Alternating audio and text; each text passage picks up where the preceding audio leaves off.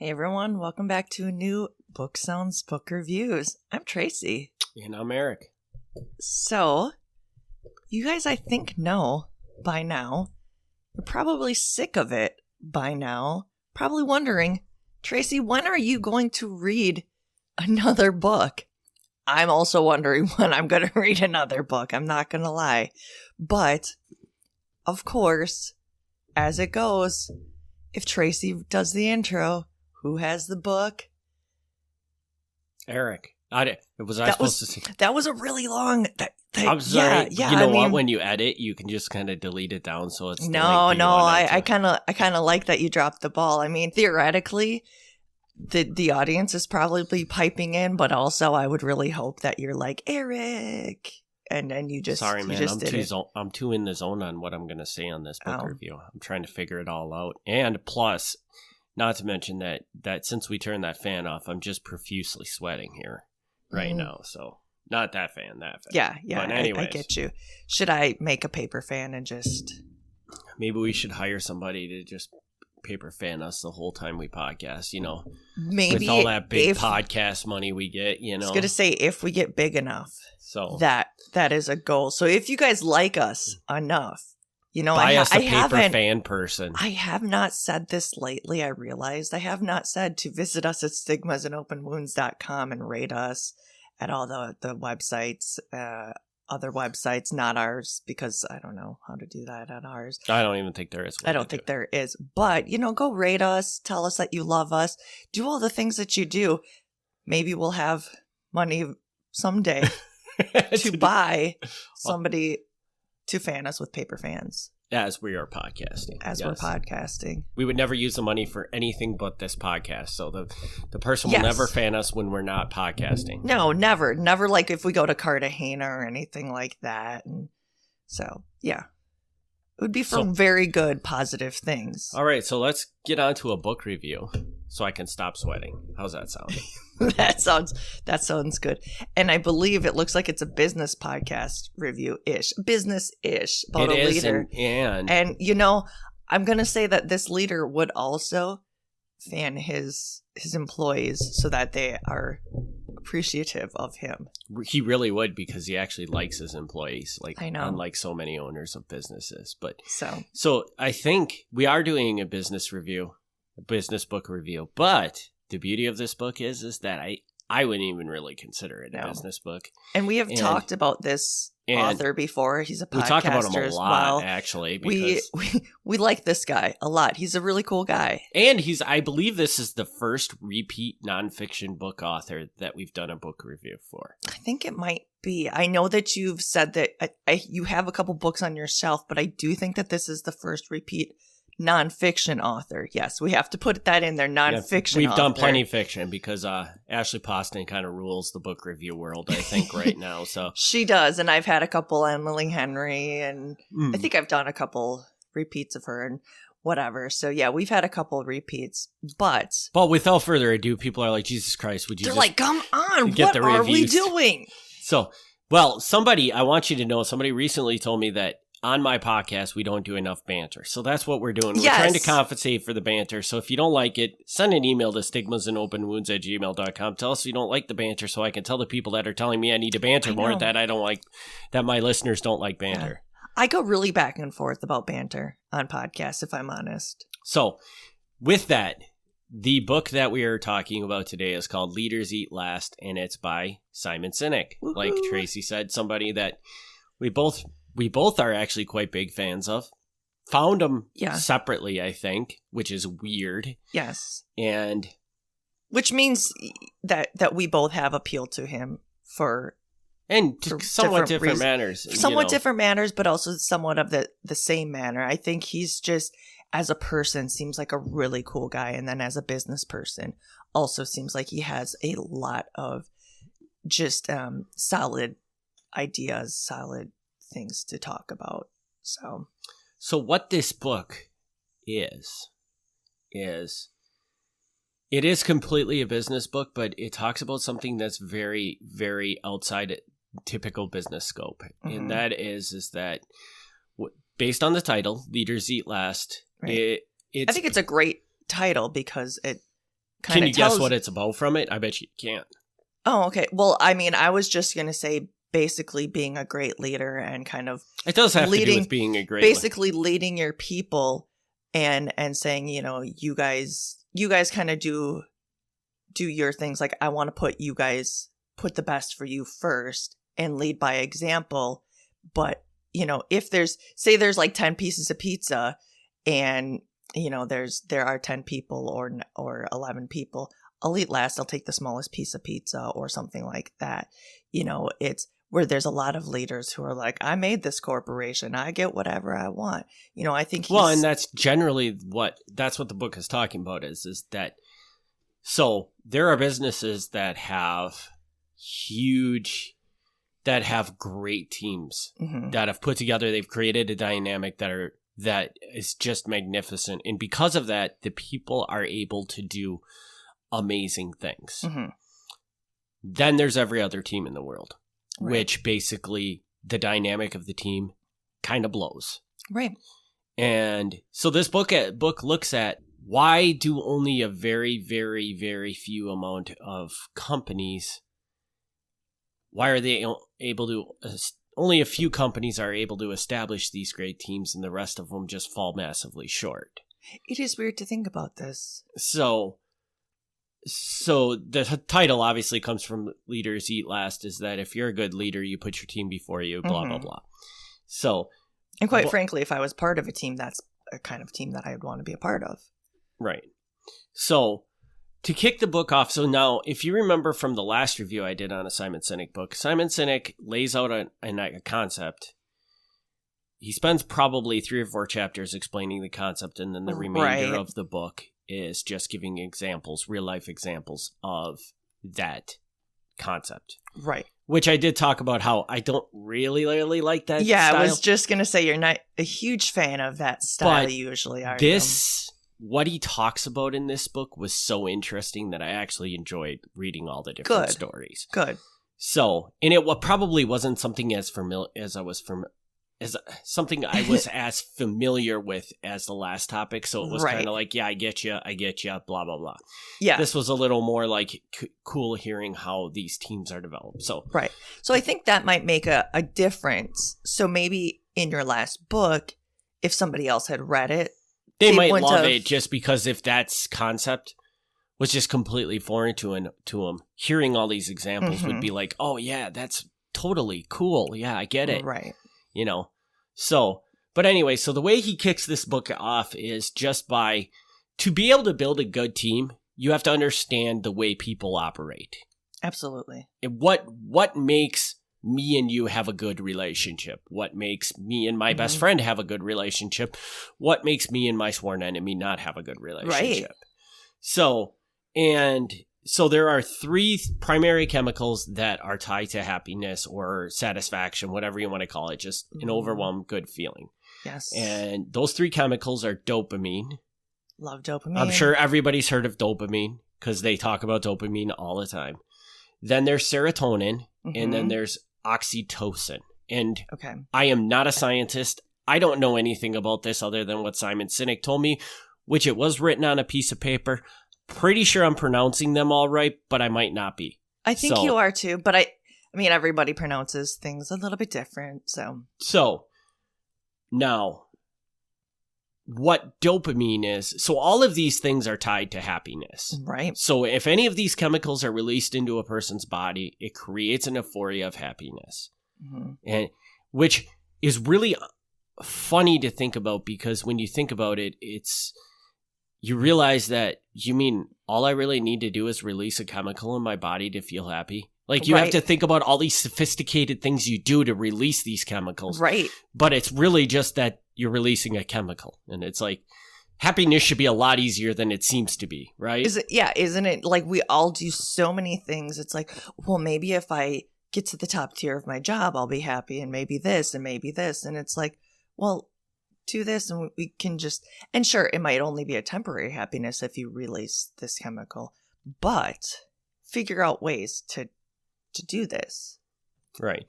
So now, in every one of these chemicals works in a certain way. Okay. Right. And you're going to find out, well, I'm going to kind of take you on a quiz after I go through each one of these chemicals to tell you, to see what you think how a typical business handles making their employees happy. Oh, dear. Okay. Pizza parties? Okay, so now, the first one is dopamine. And dopamine is generally thought of as, think of you're working on some sort of project, and you finish that project, and then you feel that sense of relief, that sense of, oh man, I finished it. Like, you're almost proud of yourself for finishing that project. I'm sure you've had this 100 times. Yep. Dopamine is also can be associated with negative things too, because typically they say, like, alcoholics drinking releases dopamine. That's why people drink. Yep. And things like that.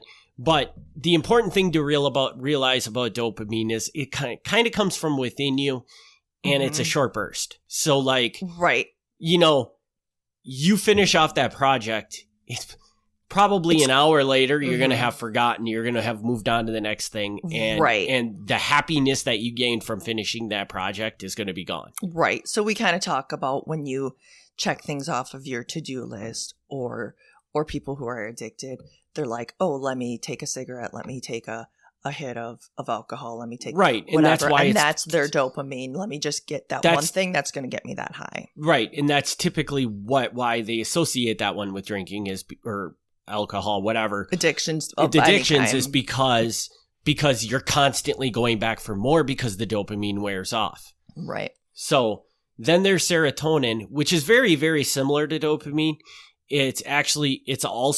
It might be a little bit longer of a, positive influence, but it's also still very tentative. Right. Shortened. But the difference between serotonin and dopamine is if you finish that project and then I walk up to you and I say, hey, Tracy, I see you finished that project. Great job on it. Yeah, and I really appreciate that you got done of it.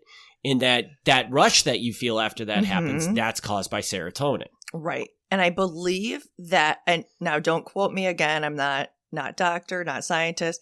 I believe that is the one that when you're on depression medication, your body can learn how to make more of.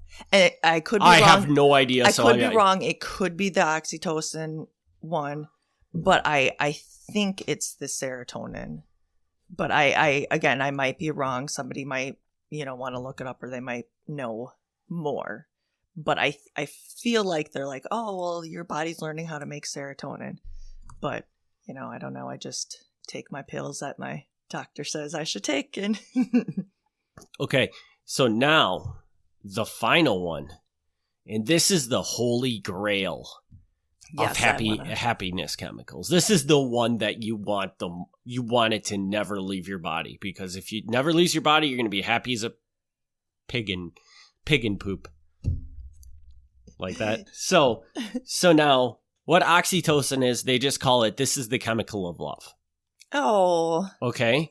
So oxytocin is just, it's brought on by the fact that you feel a closeness and attachment to the person next to you, blah, blah, blah, whatever. Okay. And so I must have that. So as long as you're with that person, that chemical stays with you. So you'll typically stay at a higher state of happiness. Well, that's sweet. So kind of like when you say, Tracy, I see you have the eyes, like the eyes of love kind of is our thing.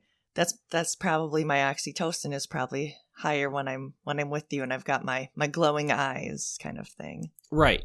So now these three chemicals. My question for you is, Tracy, if you're a business owner, or don't even look at it as a business owner, but you're just trying to build a team of people that work together well, what chemical do you want to flood them with?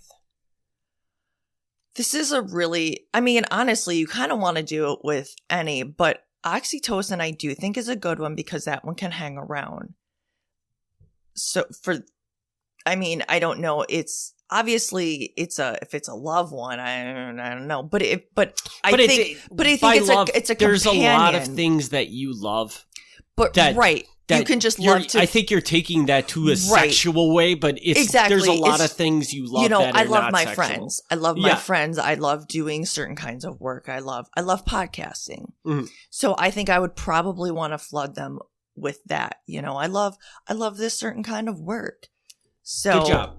That is the correct answer. Hooray, you want to flood your employees with oxytocin because if they feel an attachment to each other, they're going to work better together. They're going to get along together. Their day at work is going to be phenomenal. Exactly. It provides everything that you need to create this unstoppable force. Now, it's hard to do. Right. But, absolutely. But that's what you want to do. Now, can you imagine what do you think a typical employee floods their employees with? I'm going to guess it's probably dopamine because it's like just the short time. Like, let me give you this pizza party on a Friday and let me give you this bonus for accomplishing this goal. Right. That doesn't create any long-term results. Right. It's just a blip in the radar that you've just made your employee temporarily a little bit happy. Right. And when I'm talking blip in the radar, I'm not talking like a week. No. I'm talking like hours probably. Yeah. By the end of the day, they're over it. Yeah. So it is a highly, highly inefficient way to make your employees. And that's why, and this has always been really puzzling to me because what I do for a living is not glamorous by any means. Like if most people had my job as a 40-hour-a-week job, they would hate their job, but I love my job. But, right. And that's the thing. I think sometimes you have to choose what it is that you love. Right. Or people that you love being around. But, but the thing is I found a way to love that. Exactly.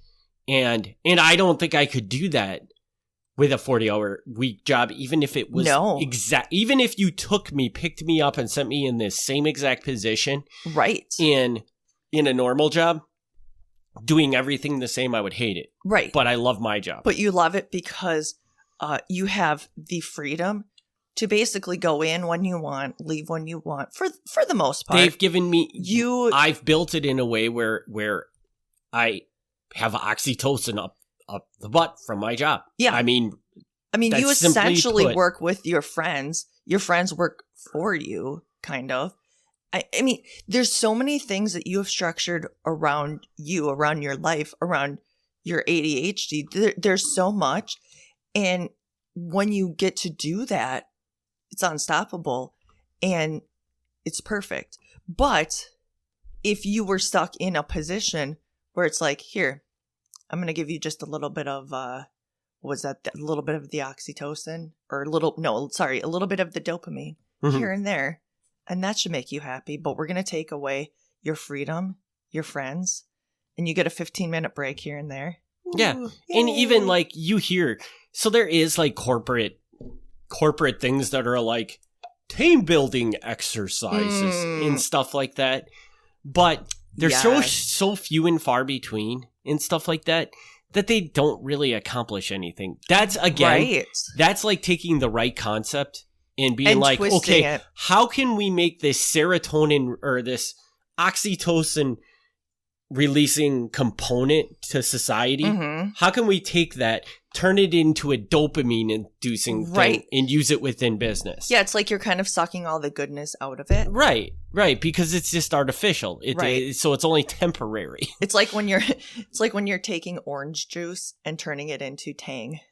It's like you're taking all of the. But wow. That's like a really good point. It's like orange juice is a good, healthy thing. And then they create Tang from it, which is just a sugar infested. I mean, it's like soda-izing it, or I don't know. Yeah. But it's like this tastes like orange, but you're not getting anything valuable from it. Exactly. Yeah. And that's exactly what they do here. So when you look at like any sort of the biggest incentive they give in business is money incentives. And in no situation, I don't think in any situation that there's a way you can twist a money incentive to be oxytocin at all inducing. It's always going to be dopamine. And I think the thing is because money supposedly drives so many people. And they're like, oh, at this moment, yes, I can buy this. And then for 2 minutes, 10 minutes, 2 hours, whatever, they're happy and they're like, yay. And then it's like, oh, okay. And they talk about in this book, too, about how this problem is actually getting worse. And I think it's because people just continue to let this happen. And I found this interesting. So one of the things he talked about in the book was at a certain point in time, there was something with the airlines that all the air traffic controllers wanted to go on strike for whatever. I don't remember the extent of what it was. Right. But they were going through this. I believe they were having problems getting planes in the air because no air traffic controllers were coming to work. Oh, wow. So finally, at a certain point in time, Ronald Reagan, who was a president at the time, fired every air traffic controller. Oh, wow. He just said, fire them all. We're going to bring new ones in. And that's how they fixed this problem. Oh, I love it. And, but now this is the thing is that once he did that kind of opened the door, because if you must have heard the story where back when I was a kid, we just worked at the same job for 45 years and then we retired. But and that doesn't exist anymore. And a lot of people tie this to Ronald Reagan firing all these air traffic controllers, because shortly after that, then there's this dude named, you may have heard of him, but maybe not. He was the CEO of GE named Jack Welch. Okay. He came onto the scene and he basically made mass layoffs a way to drive revenue. Yes. So he basically said, well, our numbers are down this year. Mm-hmm. We're not going to hit revenue goals. One of the tools he used to bring his revenue up was he would just lay off a whole bunch of people. Yeah, that's really a good way to show your employees. Which is a disastrous thing to do because those people serve a purpose in your business. Exactly. And, regardless of what you think, yes, it brings the numbers up temporarily, but eventually you have to replace those people. Right. And when you replace those people, it's going to cost you gobs of money because that person has to relearn everything again.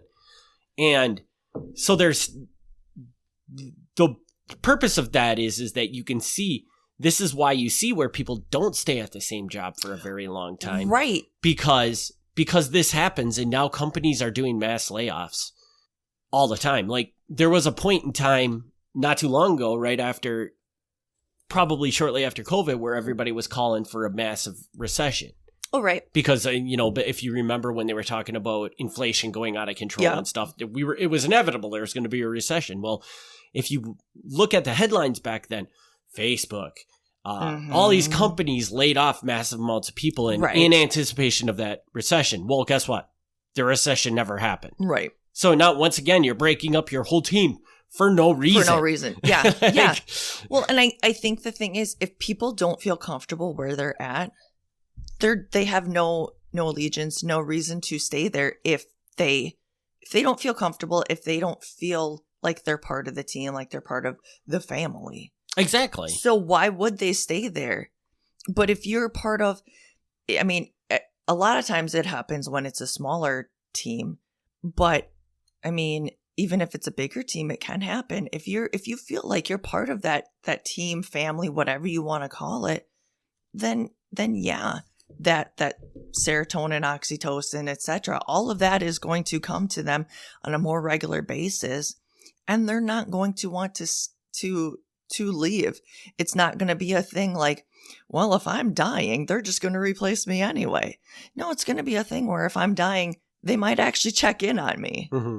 So I think that's kind of where it is these days, where a lot of businesses are just like, we're more important, and if they're out, we'll just replace them. Right. And a big focus of this book was explaining that the companies that have put their people ahead of profits, typically those companies are going to come out on top. Right. Because what happens is that, you hear Steve Jobs is a visionary.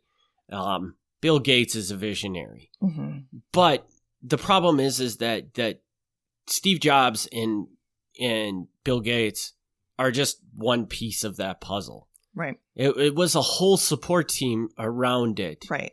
That made it happen. It's the Paul Allens, it's the Johnny Ives, it's the, Guy Kawasaki's, all these people that were there early on doing these things. Right. I mean, I want to work with people who acknowledge me, whether they acknowledge me by name or not, but they say, hey, you know what? We're a good team. What can you do for me, with me, etc. So I was watching this season of a cooking show, Top Chef. I love it. Of course, I watch it over and over. And on one of the shows, or one of the episodes, they had to choose teams. And the one girl, she's like, well, you know what? Okay, I'm going to choose this person and this person because I think they were both Libras, maybe not, but she's a Libra and she's very much into that astrology thing. And she's like, I know that they're both really good chefs and I'm very Zen. I just want to work with Zen people because we're going to get this done. And I liked that because she's like, they're good and we're going to work together very well. Right. And I thought that was a really good methodology.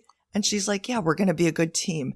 And it was like, pick your team well. And I thought that was really cool because she was actually thinking about the team from the get-go and thinking, we're going to be a good team. And that's exactly it is that these companies that they put people over profit, exactly. They're going to build a team that can do things that you'll never have imagined because like I was saying, like Steve Jobs gets the credit for everything Apple's ever done. But Steve Jobs did he's the face. He's a very, very, very important piece to that puzzle, but there's a lot of people that go into making all these things happen. Exactly.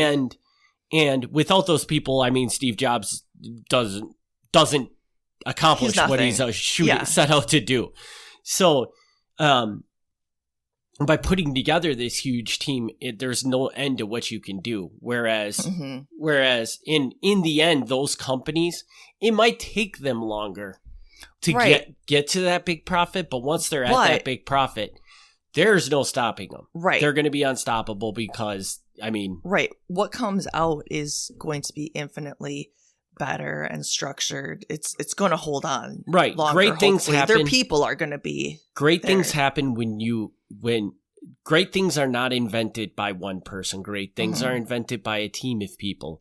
And the stronger that team is, the better they're going to work together, the more incredible things they're going to make. And the more incredible things they make, guess what? The more that company's going to make. Yeah. So the whole argument in this book was that companies need to focus more on their people, less on their profits, which is counterintuitive because, there were half these companies are on the stock exchange, blah, blah, blah, and everything they're measured on is measured by their profits.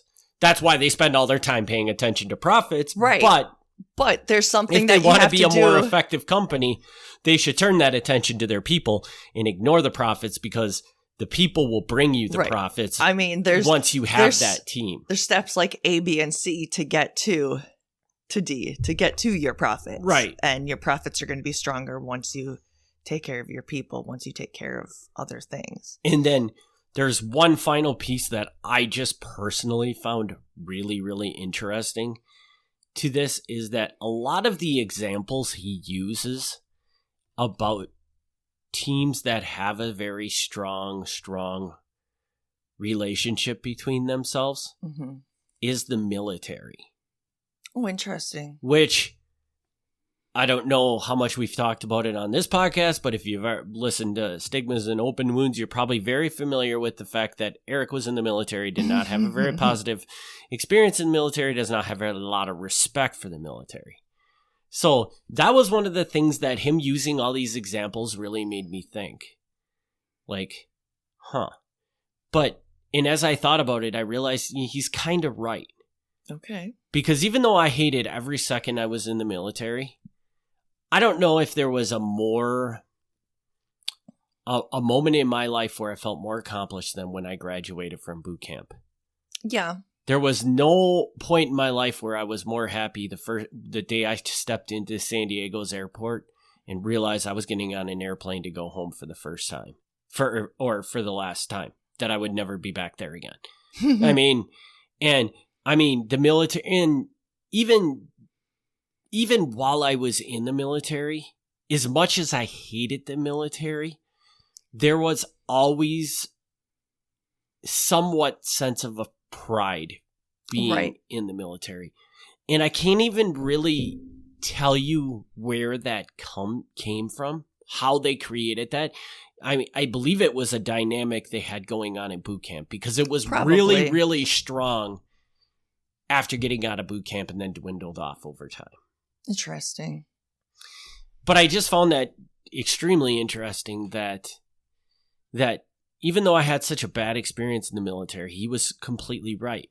They do a good job of creating a much tighter knit community within the military. I can see. I mean, you're around how many people? And maybe that's another part of it too, is that just you spend so much time with the people. That legitimately might just be. Granted, though, since you said it dwindled off, but later on in your military career, so you kind of lived on the ship for part of your career. Mm-hmm. But then when did you finally get your house? We got our house, and then I don't even know how long we lived in our house. But we lived in our house for, let's just say 6 months. But then we ended up going back out to sea. Okay.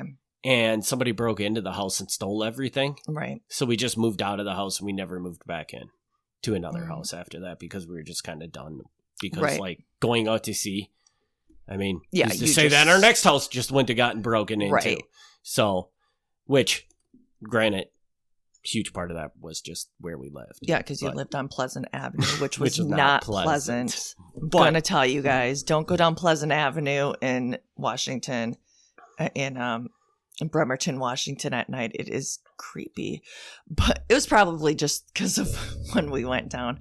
But because I'm just wondering if maybe that's why it felt a little bit less close-knit, because you had your own house. Mm-hmm. Does that kind of make sense? Maybe. You had your own freedom. Maybe, but I think you felt a less of a tight knit to the military once you got onto a ship and stuff like that. Mm-hmm. But you still felt a very tight knit to the people you worked with, the people you saw on a daily basis, because they were your life. Yeah. Like, I only had a hand.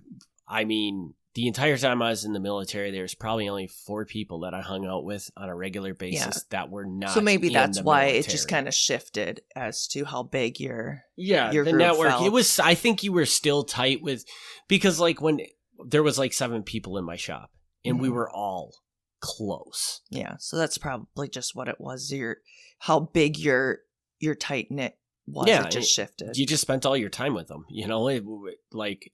How do you not build a good relationship with people after you spend so much time with them? Yeah, so that is an interesting thing too. And you think about it, that could be why maybe some of these Silicon Valley companies have a lot of success, because if you know the dynamic there is that they work all hours of the day. Yeah. So guess what? Then they're again spending all the time, and maybe even they leave for a couple hours and they go out for dinner. Yeah. But guess who they go out to dinner with? Right. The people they work with. Yeah. And I can also tell you, like, in one of my previous jobs before I started my business was, we also had a really, really, really tight-knit team. Mm-hmm. And people used to get jealous. Yeah, because I worked for a company and there was like 4 teams, and it was basically broken into regions. And our region always blew the socks off of every other region. Yeah, it was a really cool. Some of them still get together, and it was and people would get mad because we did so well compared to everybody else. Yeah. But when I look back at that, like all of us, right? We were all very, very different, and like. some of the people that I worked with are still very good friends of mine today, right. But even the ones that weren't, we were so close at the time. We were going out at least once a week, I would think, together outside of work and just did all this stuff together. That, of course, we were going to be, because I can remember, it was a sales job. So once you hit your numbers. Yeah, then most people, what do you do when you hit your numbers? I'm done. Yeah, you're done, whatever. And it wasn't that with us. When one of us hit our numbers. You help another, right? The other one, we'd look around and say, all right, who's behind? Yeah. And then that person would turn their full focus over to that person's number. So everybody would hit their numbers because. So that right there is essentially a real life example of what could happen with this book. Yeah. Yeah. And sure, you guys had pizza parties and whatnot. We did. I mean, the company was doing the cheesy dopamine inducing things. But you guys did have your. We as a team created the environment that made us strong. Right. And that, because you guys really did have a cool team, and we're still we actually live really close to one of the guys, and we became pretty close to him. I mean, and really we're still close to with a couple of the others. But yeah, I mean, if you allow that to happen, if you create that environment, gosh, the things that can happen can really be beneficial to your company, to your people. And I mean, we had some very gifted people on our team. Yeah. But at the same time, we also had some people that were no different than anybody else. Right. And everybody excelled. Right. And so I would like to know what you give this book. I mean, I'm giving this book I thought this was like a 4.75. This is way better than his first book. Mm-hmm. This book is the book that Simon Sinek should be known for, because this was super powerful. And I think the funny thing is we actually just happened to find this one at a Goodwill. Yes, one of the days. So I meant to actually mention this. This is the first of the book reviews from the greatest Goodwill book run ever. Yes. Where we just bought half the bookshelf because the books were so good. Yeah, somebody deposited a really great, I don't know if this was part of it or not, but if it was, they're really awesome. Yeah. So. Well, I'm glad that you got so much out of it. And once again, Simon Sinek hits it out of the park. Yeah, and we'll say it's Leaders Eat Last. Again, what did I give it for a review? I think you gave it 4.75. Okay. I think that's good. Yeah. Because I haven't had really a book that was just so refreshing to read as this one. Yeah. In a long time. So. Well, good. I'm really glad. I'll probably say that on every book review that we do on this podcast. No, every so often you're like, this one was horrible. So, and I can tell you that hang tight, because the next one I think is another really good one. So that's coming around a band. Yeah. Because I got a whole list of them up here on my computer. And the next one is called Normal Sucks, which is a really, really, really good one too. So yeah, I know you were telling me about that one. And just from the title, I can assure you guys, just picture, it's going to be a great one. Mm-hmm. So yeah, I'm pretty excited. Well, with that, do you have anything else that you would like to say about this or anything else in life, Eric? No, this is it, man. Awesome. Just everybody go check it out or buy it. Find it at a thrift store and read it as soon as possible. Definitely. So.